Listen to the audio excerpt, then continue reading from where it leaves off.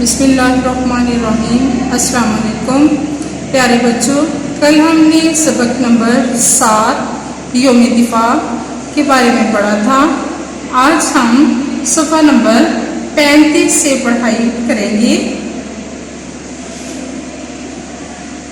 चलती हुई जीपों से अपना मोर्चा संभालना ऐसा हैरत अंगेज मंजर था कि बेअख्तियार दाद देना पड़ी। मोर्चा ये एक बच्चों खंदक होती है जो अपनी हिफाजत के लिए खोदी जाती है। संभालना अपने आप को कंट्रोल में रखना। हैरत अंगेज हैरानी पैदा करने वाला मंजर नज़ारा बेअख्तियार जिस पे कोई काबू ना हो। दाद शाबाश। नाज़रीन ने जोश से तालियां बजाकर दादे तहसीन दी। नाज़रीन देखने वाले जोश जज्बे के साथ वलवले के साथ तालियां बजाकर दादे तहसीन दी।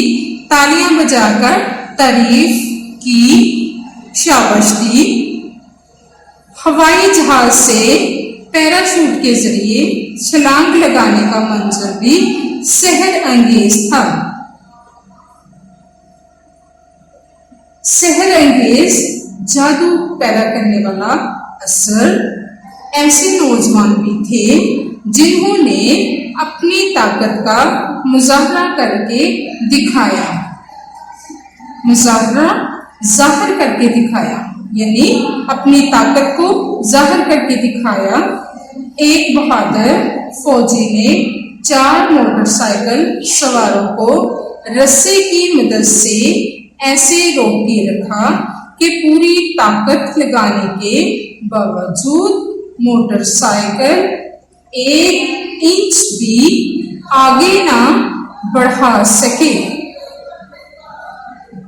एक फौजी जवान ने चलती हुई जीप को दोनों हाथों से रोककर दिखाया। जीप सवार उसे 1 इंच भी पीछे ना धकेल सका, पीछे ना कर सका। एक जवान ने तो अपनी ताकत का ऐसा सिक्का बैठाया कि बहुत देर तक दाद मिलती रही। प्यारे बच्चों, ये सिक्का बैठाने का मतलब ये नहीं है कि जो हमारे पास सिक्का होता है, इसका ये एक मुहावरा है। और मुहावरा जैसा कि आपको पता है कि मजाजी मायनों में इस्तेमाल होता है। इसका मतलब है अपना रोब जमाया। ठीक है, उसने 2 जीपों को इस तरह रोक कर दिखाया कि दोनों के मुंह मुखालिफ समत में थे, यानी एक दूसरे से मुख्तलिफ थे, आगे पीछे थे। जो उन जवान ने एक जीप के साथ अपनी कमर लगाई और दूसरी की पुष्ट पर अपने दोनों पांव टिका दिए। कमर का मतलब है पुष्ट। ये यहाँ पे भी पुष्ट मायने दिया हुआ है, तो इसका मतलब हुआ कमर और पीठ। सीटी बजी और दोनों ड्राइवरों ने एक साथ अपनी जीपें पीछे धकेलनी शुरू कर दी। मगर मजाल है, जुर्रत है कि किसी में कोई ताकत नहीं थी जो इस जवान के पांव में जरा भी खम आया हो यानी कि पांव थोड़ा सा भी झुका हो। खम आना झुकना। दोनों जीपें अपनी जगह खड़ी पहिए घुमाती रही, मगर जवान के जिस्म में खम ना ला सकी, मगर जवान के जिस्म को झुका ना सकी। प्यारे बच्चों, इसके बाद हम अल्फाज मायने पढ़ते हैं। हैरत अंगेज हैरानी पैदा करने वाला, मंजर नजारा, दाद शाबाश, नाज़रीन देखने वाले, दादे तहसीन हौसला अफजाई की, सहर अंगेज जादू का असर पैदा करने वाला, सिक्का बैठाना, रोब जमाना,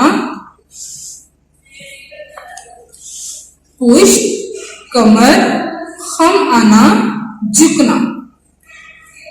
इसके बाद हम सवालात पढ़ते हैं। कल हमने सवाल नंबर 1 और सवाल नंबर 2 पढ़ा था। आज हम सवाल नंबर 3 पढ़ेंगे। फजा किस चीज से गूंज रही थी?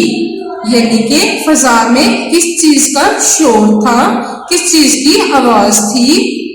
जवाब है फजा तरानों से गूंज रही थी, यानी कि इसमें मिली नगमे पढ़े जा रहे थे। सवाल नंबर 4 है, तकरीब का बाकायदा आगाज कैसे हुआ? जवाब है तकरीब का बाकायदा आगाज तलावते कुरान पाक से हुआ। प्यारे बच्चों, आज के लिए ही इतना ही काफी है। आपने अच्छी तरह से अपना सबक तैयार करना है, पढ़ाई करनी है, घर का काम देखिए, पढ़ाई करें आप लोग और सवाल नंबर 3 और 4 लिख के लाए। इसके साथ ही मैं आपसे इजाजत चाहती हूँ। अल्लाह हाफिज।